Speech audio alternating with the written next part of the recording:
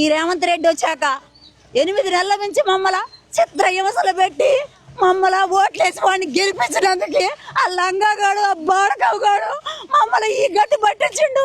ప్రభుత్వం అంటే మేము మంచిగా అన్న అన్న అంటే అన్నలు అందరూ బాగా చేస్తారు అనుకున్నాం, కానీ ఇంత మోసపోతున్నారు అనుకోలేదు. ఈ మంత్రుల మీద మాయకత్తరు కూడా మా కొడుకులకి ఇల్లు లేక ఒక్క పాతోళ్ళు ఒక్క ఇల్లు ఉంటే 2 కొడుకులు ఉంటే ఇబ్బంది పడుతున్నాం అని మేము ఇక్కడికి వచ్చి ఇల్లు ఇస్తే 4 నెలలు ఆడ మా గవర్నమెంట్ హాస్పిటల్ పక్కన కిరాయి ఎక్కువైతుందని ఆ నుంచి రోటీ నగర్ వచ్చి 3 సంవత్సరాలు తొరకోళ్ళు ఇంట్లో కిరాయికుండి గవర్నమెంట్ రోటీ నగర్లో పోలీస్ స్టేషన్ వెనకాల కూరగాయలు అమ్ముకున్న కొత్త మార్కెట్ పెడితే ఆ నుంచి ఎడెత్తారు ప్లాట్లు అంటే ఏడకొచ్చినాక మమ్మల్ని ఇప్పుడు 8 నెలల నుంచి చిత్ర హింసలు పెడుతున్నారు.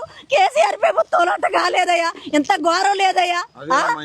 ఇప్పుడు ఈ మంత్రులే ఈ చిన్న పిల్లలు వేసుకొని ఈ పాములలో తేళ్లలో కరెంటు లేక ఈ మామూలు సోలార్లు చిన్నవి 500 ఇస్తే ఒక సోలార్ లైట్ వెలిగేది వస్తుంది. ఆ లైట్లు పెట్టుకొని చీకట్లో ఉంటున్నావయ్యా.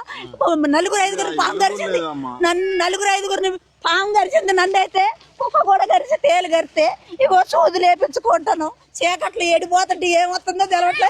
మా గవర్నమెంట్ చేశారు ఈ 3 మంత్రులు. ఇలా కడుపుల గారు ఇలా నాశనం గాను మాకు ఇల్లు లేకుండా చేశారు. ఇత్తరేమనుకున్నాం, ఇత్తర పట్టాలు ఇత్తరేమంటే భద్రం చేసిపోయారు ఈ మంత్రులు. మేము ముండలు పోసినట్టు వాళ్ళ పిల్లలు ఇట్లా చేస్తారయ్యా. ఈ దేశం ఎట్లయింది అనుకోలే. మాకు చేతి గుర్తు కొట్టేస్తే ఎంత చారటి చెక్కేస్తారో ఇల్లు కట్టిస్తారో అన్న ఆలోచనతో మేము ఇట్లా చేసినాం. కానీ ఇంత ఘోరం ప్రభుత్వం. నా పిల్లగాడైతే నిన్న నా ఇల్లు గోలగొట్టకడే మా నాయనమ్మ చచ్చిపోద్దని ఆడుతున్నా మనోడు.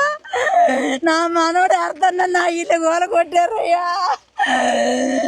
ఇల్లు ఇస్తారు ఇళ్ళ చోటు అంటే ఇల్లు ఇచ్చారు. వాళ్ళు ఇస్తే ఇళ్ళ చోటు వాళ్ళు ఇస్తే మాకు ఇల్లు ఏడెత్తడేమో అనుకోని వీళ్ళందరికి 3 మంత్రులు పోటీలు పడి కాంగ్రెస్ లో ఉంటే ఓట్లు వేస్తే మాకు ఇల్లు ఇస్తారని అనుకున్నాం. కానీ మాకు గొంతులు పోతారు అనుకోలేదయ్యా. మేము మాకు మంచి నీళ్ళు కూడా లేకుండా ఒక్కసారి కూడా అలా మేము పోతే కొత్త గొడవలో మీటింగ్ పెడితే ఏడు నుంచి పత్రికలు మేము రాసుకున్న కాగితాలు తీసుకుపోయాను. ఆడ తీసుకున్నారు సొంతం చేస్తామన్నారు. వైరాలో పెడితే అడిగిపోయారు.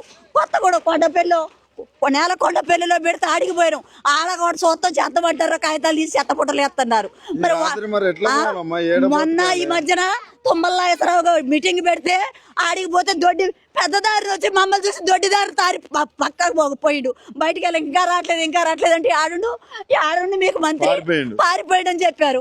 ఎన్నిసార్లు ఎక్కడికి పోయినా కానీ ఓట్ల కొత్త చెప్పులు తీసుకొని కొడతాం. ఇల్లు లేకుండా ఈ జాకెట్లో నిన్నటి నుంచి బువ్వ కొడలేదు. వాళ్ళకైతే పోలీసులకే బాక్సులు పంపిస్తున్నారు, వాటర్ పంపిస్తున్నారు. నీళ్ళు లేక అల్లాడుతాను. మంచినీళ్ళ బోర్లు కూడా పీకి పారదెంగారయ్యా.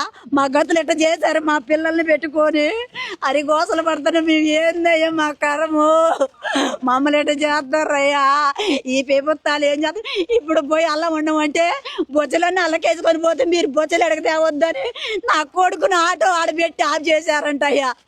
నిన్నటి నుంచి బొచ్చలు చదువుకుందామంటే ఈ గోల కొడతారు ఆ టెన్షన్ నాకు జ్వరం వచ్చింది. నా కొడుకు అంత ఆడుతాడు. నాకు ఇల్లు లేదమ్మా. నాకు 2 కొడుకులు అయితే ఒక కొడుకు ఒక కొంట ఉంటే అలా ఇల్లు కట్టి ఎడకొచ్చి ఒక కొడుకు సంపాదించుదాం. నా కొడుకు ఏదో ఉడుకో ఒకడికి అనుకున్నా. ఎంత ఘోరం చేస్తుంది ఈ ప్రభుత్వం అనుకోలేదు. నిన్నటి నుంచి మాకు మంచినీళ్ళు లేవు. పొద్దున పోయి పోలీసు వాళ్ళు నిన్నమా వాళ్ళు టిఫిన్లు చేస్తుంటే అడుక్కున్నా కానీ పెట్టలేదయ్యా. అడుక్కున్నా కానీ టిఫిన్ పెట్టలేదయ్యా పోలీసు వాళ్ళు. మా కొడుకులు అన్నం లేదు, నీళ్ళు లేవు. మా పిల్లగాళ్ళు ఏరే ఊరు బడికి తోలుతుంటే వాళ్ళు వచ్చి మాకు అది పెట్టారయ్యా. ఏంటంటే పులిహారం ప్యాకెట్ తెచ్చి రాత్రి. ఎంత ఘోరం ప్రభుత్వం. అదే వాడికి ఏం తెలపోతే మా కోసం పువ్వన్న పంపిడా పువ్వన్న పంపిస్తారు. తెలవనుడు తెలిసే ఎలా నివసించాలని ఇట్లా చేశారు ఈ ప్రభుత్వాలు. ఖమ్మం జిల్లాలో 3 మంత్రులు దోసుకొని మమ్మల్ని చంపుతుండ్రయ్యా. మా కర్మ ఎవరు ఆలకిస్తారయ్యా. ఇప్పటికన్నా మీ అసంటి వాళ్ళు వచ్చి మా గోడ ఆలకించి మాకు ఇల్లు సంపాదించండి పెట్టండి అయ్యా. నా కొడుకు ఆటో సామాన్ వేసుకొని అడిగిపోతే సామాన్ దించొద్దంటే మాకు ఇల్లు లేదు అడిగిపోవాలని అంట. ఎంత మడి కూడా సామాన్ దించలేదండి. నేనేం చేశారయ్యా.